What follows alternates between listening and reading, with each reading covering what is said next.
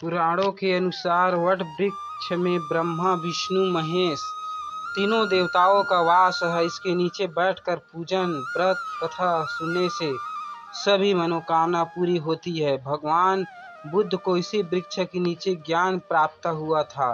अतः वट वृक्ष को ज्ञान, निर्वाहण एवं दीर्घायु का पूरक माना गया है।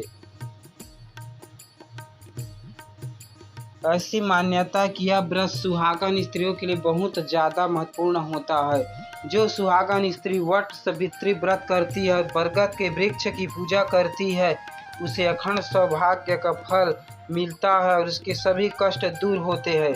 सिर्फ इतना नहीं, वट सावित्री का व्रत रखने से पति पत्नी के बीच आपसी प्रेम बढ़ता है, वैवाहिक जीवन में मधुरता भी आती है। कहते हैं कि वट वृक्ष में कई रोगों का नाश करने की क्षमता होती है, इसलिए इस दिन वट वृक्ष की पूजा का विशेष महत्व होता है।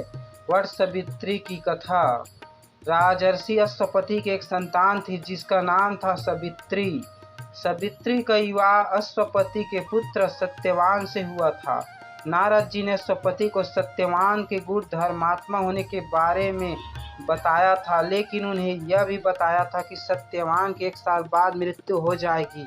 पिता ने सावित्री को काफी समझाया, लेकिन उन्होंने कहा कि वह सिर्फ सत्यवान से ही विवाह करेगी और किसी से नहीं। सत्यवान अपने माता पिता के साथ वन में रहते थे। विवाह के बाद सावित्री भी उसके साथ में रहने लगी।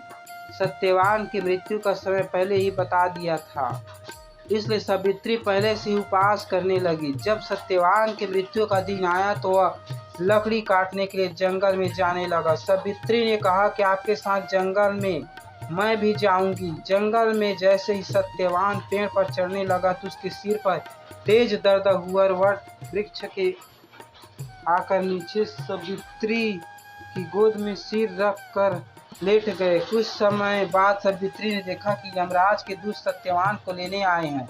सावित्री पीछे पीछे यमराज के चलने लगी। जब यमराज ने देखा कि उनके पीछे कोई आ रहा है तो उन्होंने सावित्री को रोका और कहा कि तुम्हारा सांस सत्यवान तक धरती पर था, अब सत्यवान को अपना सफर अकेले तय करना है।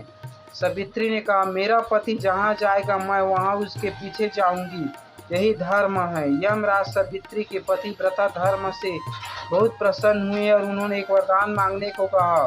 सावित्री ने अपने सास ससुर की आंखों की रोशनी मांगी। यमराज ने वर देकर आगे बढ़े।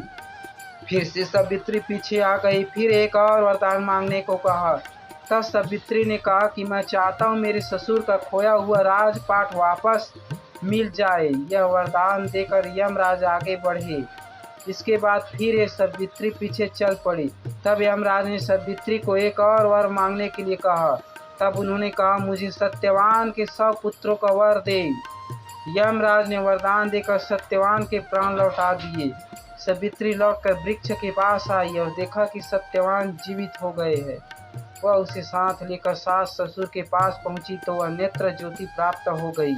उसका राज्य वापस मिल गया। धार्मिक मान्यता के अनुसार माता सावित्री अपने पति सत्यवान के प्राणों को यमराज से छुड़ा कर लाई थी।